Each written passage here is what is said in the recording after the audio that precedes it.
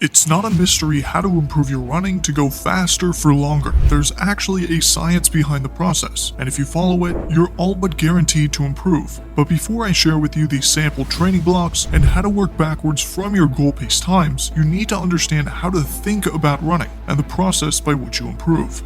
The basis of any training program is progressive overload, which is stimulating your body more and more each week to force adaptation. But unlike with weightlifting, where there's a standard approach of doing sets of 5 to 20 and adding weight or reps week to week, running has more dimensions to it. You have nearly unlimited workouts, ranging from 100-meter repeats to 2-hour long runs. And because of that, it's easy to bounce around, resulting in zero progress. This is why your knowledge of run programming, especially if you're self-coaching, is important. The human body has 3 energy systems. The aerobic system is the one you'll rely on most heavily at selection, and it's your body's primary energy source during long-duration, low to moderate intensity runs, where you're below 80% of your max heart rate.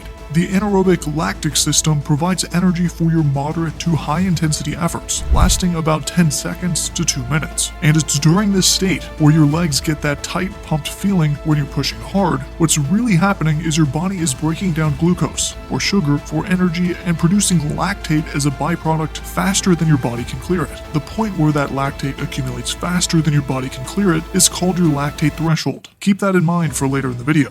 The third energy system is the anaerobic alactic system, which supplies energy for very high intensity, short duration efforts, lasting up to 10 seconds. Typically, these efforts are weightlifting sets or sprints. Because they're so short, they don't produce lactate.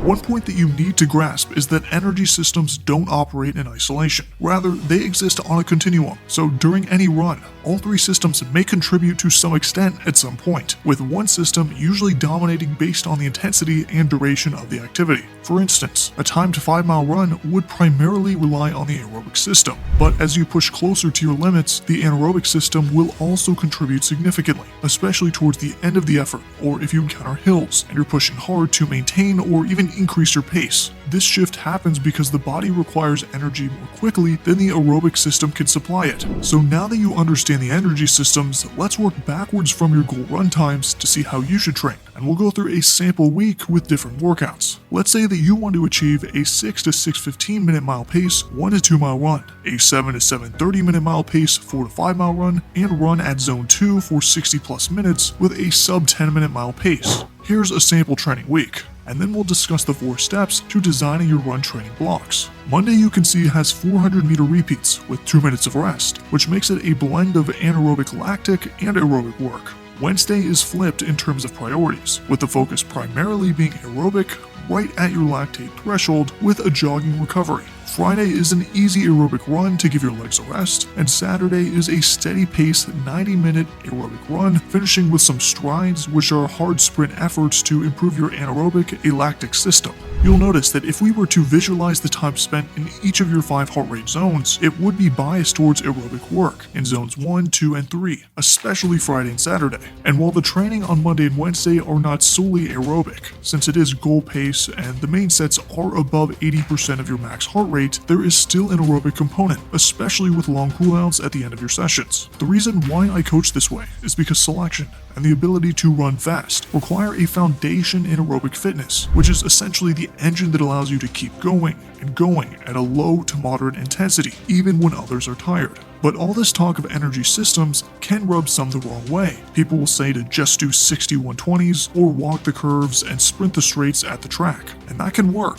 If you're doing sprints, you will be training your mind and body to push to its limits. That is a skill, and one you need to develop. But the runs and rucks you'll be doing at selection are primarily aerobic. So why are those high-intensity run programs so effective for so many, when in fact you won't be tested on them and they have a large anaerobic component? Well, let me give you an analogy. In the same way that there is no back squat or heavy barbell lunge test at selection, there is a big benefit to being strong. It means the relative effort that you put into picking up a heavy object is less than for somebody who is weaker than you. But you won't just be doing 1 to 5 rep maxes in the gym. You would have no muscular endurance if you did that. So of course, you train across all the rep ranges. The same is true about running. Increasing your top speed and practicing at goal pace will make you faster, and other runs feel easier. Just doing those max speed runs though will leave you lacking over distance, whereas somebody who just did easy, long distance jogs for 3 to 4 hours per week will improve proficiency at their low to moderate intensity pace, which is very important. The problem is, at some point you need to run fast, like on your 2 or 5 mile time run, and that does require practice. Now, as we talk about the science behind running, it's important to clarify this point. You will get faster at running, but running is not going to get easier. Running at 95% of your max heart rate will always be hard, and especially at the beginning, when you can barely jog at 75% of your max heart rate, it feels demoralizing, like you shouldn't even bother with it. But the truth is, it takes some time to develop that base of endurance, and when you do, you'll learn to enjoy it. The runner's high, where you're running at a moderate or even high intensity pace with calm, smooth breathing, and going at a pace you used to huff and puff at feels amazing, but it's unlikely you feel this in your first few months or even several months of training as you get into running.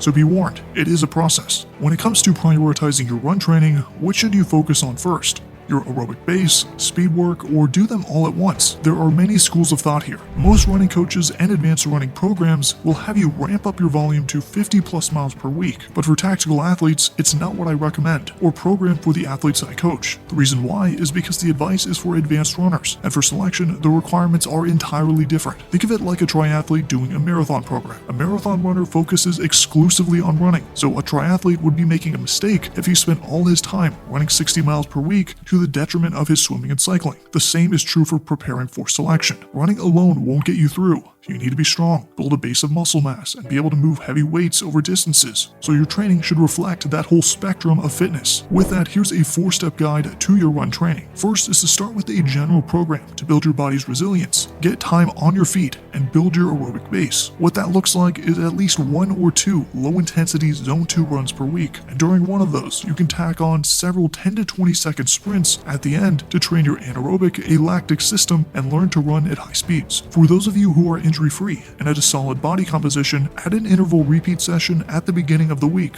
or high-intensity rowing or assault bike work is a great alternative. After you've spent some time, likely 8 weeks in a general running phase, start adding in threshold work like mile repeats or fartleks, where you roll through hard, moderate, and easy efforts for prescribed times. These workouts can be done when you don't have an aerobic base, but having those 8 weeks of running to build your foundation will allow you to sustain these longer sessions with hard efforts and have quicker recovery between those bouts. After sharpening your running with fartleks and faster 1 to 2 mile goal pace runs, it's a good time to add in your rucking and transition some of your fartlek work to dedicated 5 mile goal pace sessions. Additionally, it's at this point where your 5 or 10 minute cooldowns can be extended out to 10, 20, or even 30 minutes based on how you're feeling. But remember, the meat of your runs at this stage is your hard efforts. So just because you have a 20-minute Zone 2 cooldown does not mean you take it easy on your main sets. The 4th stage of running is something I've introduced with some of the athletes I coach more recently. I like to call these suffer sessions. They incorporate pre-fatigue work, goal pace running, and even hard mile efforts. While these runs do not have a purpose of dropping their 1, 2, or any timed run, they are designed to train the mind. It's easy to get into a rhythm of easy runs or even acclimate to the suck of goal pace running, but it can be useful to put a twist into your training, especially in the lead up to selection. If you'd like a video on this, feel free to leave a comment. And if you'd like a free program on how to improve your 5 mile time, check out the link in the description or watch the video on the screen.